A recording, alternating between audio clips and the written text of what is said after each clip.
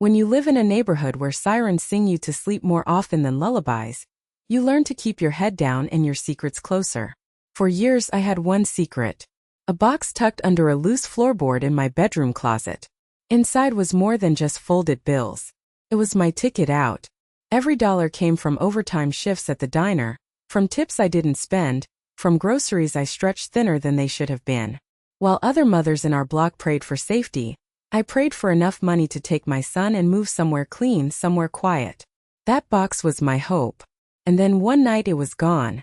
I came home late from the diner, apron still smelling of grease and coffee, my feet aching from 12 hours on the floor. I kicked off my shoes, rubbed my sore arches, and thought about pulling out a few bills for the light bill due the next morning.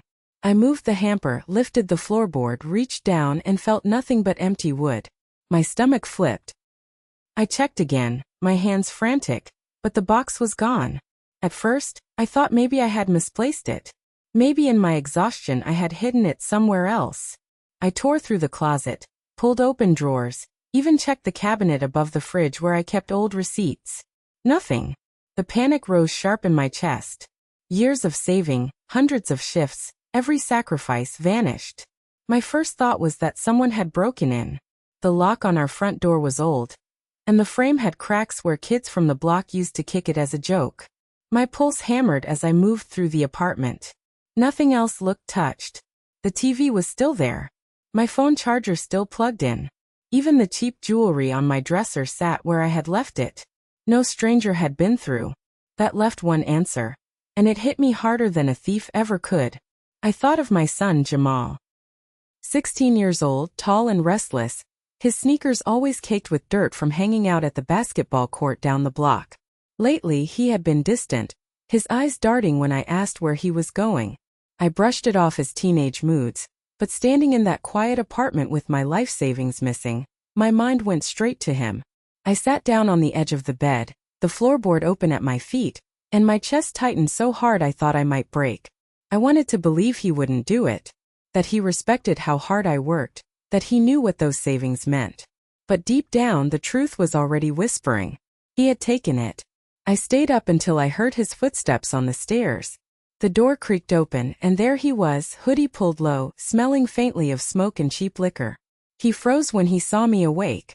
His eyes flicked to the open floorboard. His jaw clenched. That was all I needed.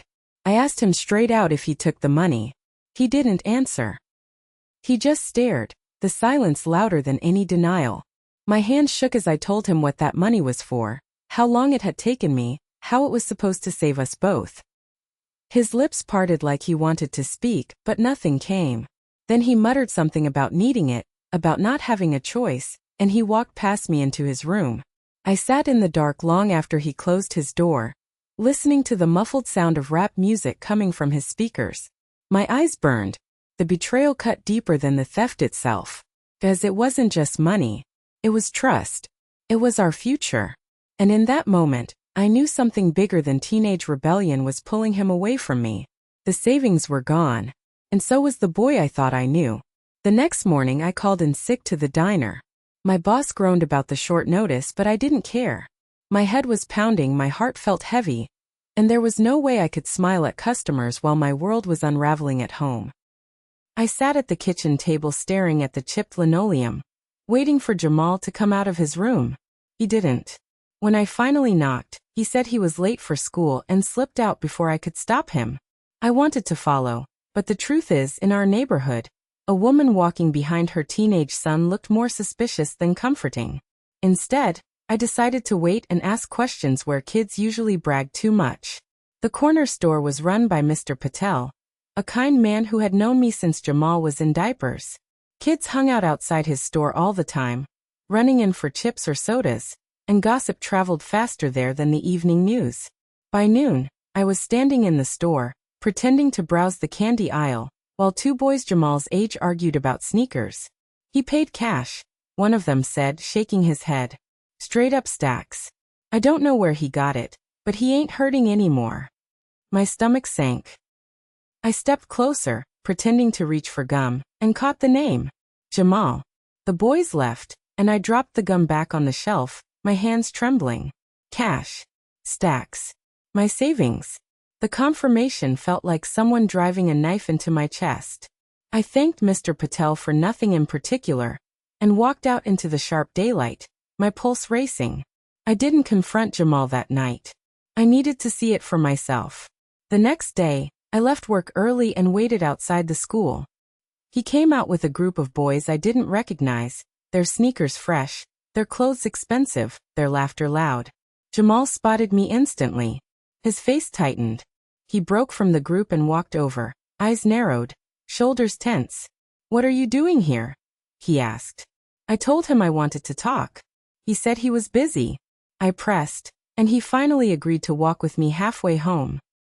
That was when I noticed the gold chain around his neck, the new phone bulging in his pocket, the kind of phone I could never have afforded on my diner paycheck. I asked him where it came from. He looked away. I pressed again, my voice sharp. He finally snapped, saying he owed people money, that it wasn't just about him wanting things. His words tumbled out fast, too fast, like he had been holding them in for weeks. He said he got mixed up with some guys who ran the block. He said it started with small errands, nothing serious, just delivering things, holding onto packages. But it had escalated. He owed them more than he could pay, and when they threatened him, he panicked. That was when he remembered the floorboard. My secret had been his salvation. The blood drained from my face. I asked him how much he owed. He looked at me, then at the cracked sidewalk, and whispered a number that made my chest seize. It was nearly the entire savings. My years of sacrifice, handed over in one desperate act to people who would never stop asking for more. I told him we had to go to the police. He laughed, bitter and hollow. He said if he went to the police, he was as good as dead. He said the guys he owed weren't just kids with bad attitudes. They were connected, real gang members who didn't forgive debts. By the time we reached our block, my knees felt weak. The sun was dipping low, the street lights flickering on, and I realized we were trapped. If I pushed him toward the police, he might be killed. If I stayed silent, they might come for him again, or worse, come for me. That night, I barely slept. Every noise outside made me jump. Tires squealing, men shouting, the faint sound of sirens in the distance. Jamal lay in his room, the glow of his new phone lighting his face as if nothing was wrong. But I knew it was only a matter of time before the knock on our door came. And when it did, it wouldn't be gentle. The knock came 3 nights later. It wasn't the police. It was worse. I woke to the sound of fists pounding the front door, loud enough to rattle the frame. Jamal's music stopped upstairs. My stomach clenched. I slipped out of bed and peeked through the window. 3 figures stood on the porch, their faces hidden by hoodies, their hands buried in pockets. My throat went dry. I called up to Jamal in a harsh whisper, but before he could answer, a voice outside barked his name. Not mine. His. He came down the stairs pale, barefoot, his phone clutched like a lifeline. I grabbed his arm and told him not to open the door. He shook me off, muttering that it would be worse if he didn't. His hands trembled as he pulled back the deadbolt. The door swung open, and the air filled with tension. The tallest one stepped forward. His eyes flicked to me, then locked on Jamal. He said the money wasn't enough. Said the debt wasn't just about cash. Said Jamal needed to prove his loyalty. My blood ran cold. Jamal stammered that he had given everything, that there was nothing left. The boy in the hoodie leaned closer, whispered something sharp and cruel, and Jamal's shoulders sagged. I shouted, demanded they leave, told them I would call the police. The tall one turned his eyes on me and smiled thinly. He said I could call whoever I wanted, but police didn't protect people like us on this block. Then he nodded at Jamal and told him he had 24 hours. When the door closed, I locked it twice and pressed my back against it, my hands shaking. Jamal slumped onto the couch, his head in his hands. He whispered that he didn't have a choice. If he didn't do what they wanted, they'd kill him. I couldn't breathe. My savings had been one thing. My son's life was another. I told him he wasn't leaving the house. He snapped back that I didn't understand, that running wasn't an option. His voice cracked with fear. The next day, I made a choice. I walked into the precinct 2 blocks over and asked to speak to someone. The officer behind the desk barely looked up until I mentioned gangs and threats. Then suddenly, I was sitting in a back room, my hands folded, recounting everything from the missing money to the knock at the door. The detective, a heavy-set man with tired eyes, scribbled notes and asked for Jamal's full name.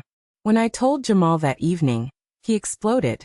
His voice echoed through the apartment, louder than I had ever heard it. He said I had signed his death warrant, that the police couldn't protect him, that all I had done was make him a target. His anger turned to tears, hot and furious. He said I should have stayed out of it. That night, the patrol car sat outside for an hour, then drove off. I lay awake, every creak of the floorboards sounding like footsteps. Every car slowing outside making my chest tighten. Jamal didn't come out of his room. In the early hours, I heard the sound of his window opening. I rushed in just as his sneakers hit the ground outside. I shouted his name, begged him to stop, but he was already running down the street, swallowed by the darkness. By sunrise, I was at the precinct again, begging them to find him before the gang did. The detective rubbed his forehead, said they'd do what they could. But kids like Jamal disappeared all the time in neighborhoods like ours. His words landed like stones in my chest. That evening the call came. A robbery had gone wrong. Shots fired. A boy fitting Jamal's description had been seen fleeing the scene. My legs gave out, and the phone clattered to the floor. The world narrowed to a single thought pulsing in my head. My son was either running from the police or running from a bullet with his name on it. The night air was thick when the squad car pulled up outside our building. I had been sitting on the couch for hours, staring at the door, waiting for news. 2 officers stepped out, their radios crackling, their expressions heavy. My heart stopped. They asked if I was Jamal's mother. My voice barely came out when I said yes. One officer explained that Jamal had been picked up after a robbery at a corner store turned violent. He wasn't injured, but he was in custody. My knees buckled and I gripped the arm of the couch to keep from collapsing. Relief washed through me for 1 second, followed by a crushing wave of grief. My boy was alive, but he was no longer mine. At the station, they led me into a small room that smelled of bleach and stale coffee. Jamal sat on the other side of the table, his wrists bound in cuffs, his eyes red from crying. He wouldn't look at me. The detective from earlier leaned against the wall, arms crossed, his face carved with disappointment. They said Jamal hadn't just been present. He had been the lookout. When things went wrong, one of the gang members fired a shot. The clerk was in the hospital, alive but barely hanging on. The detective said if the man died, Jamal could face charges that would lock him away for decades. I stared at my son, searching for the boy I used to rock to sleep, the boy who brought me dandelions from the cracked sidewalk outside. All I saw was a terrified child who thought he could fix mistakes by digging deeper into the pit. Tears blurred my vision. I whispered his name, but he just shook his head. The detective told me bluntly that Jamal had a choice: cooperate and testify against the gang, or face the full weight of the law. Jamal's jaw tightened. He said nothing. I knew the silence wasn't stubbornness. It was fear. Talking meant retaliation. The gang's reach was long, and in our neighborhood, loyalty was enforced with blood. I begged him. I told him no gang would protect him like I could. No code of the streets was worth his life. His hands shook, his lips trembled, but still he stayed quiet. The detective sighed, closed his notebook, and left us alone. For the first time since the box of money disappeared, Jamal met my eyes. He whispered that he hadn't meant for it to go this far, that he thought paying them off would end it, that he was sorry for taking the money, sorry for dragging me into this nightmare. My heart cracked wide open. I wanted to hold him, but the cuffs kept him just out of reach. When they finally took him back to holding, I sat in the empty room with my face in my hands. My savings were gone. My son was gone. The dream of escaping this place had collapsed into dust. In the weeks that followed, the trial moved quickly. The clerk survived, which spared Jamal the harshest sentence, but he was still convicted. The judge said he was young, that he had a chance at redemption, but he would spend years in juvenile detention first. The gavel fell, and with it, so did the last piece of hope I had been holding on to. Back home, the floorboard in my closet sat bare. I didn't bother hiding anything there anymore. What was left to save? The box that once held my dreams now held nothing but splinters and dust. At night, I sat by the window and listened to the sirens, the shouts, the echoes of a neighborhood that had swallowed us whole. People asked why I didn't move, why I didn't leave. The truth was simple. I had built my escape $1 at a time. And in a single act of betrayal, it was gone. Jamal had taken more than money. He had taken the future I thought I could give him. And in return, the streets had taken him from me.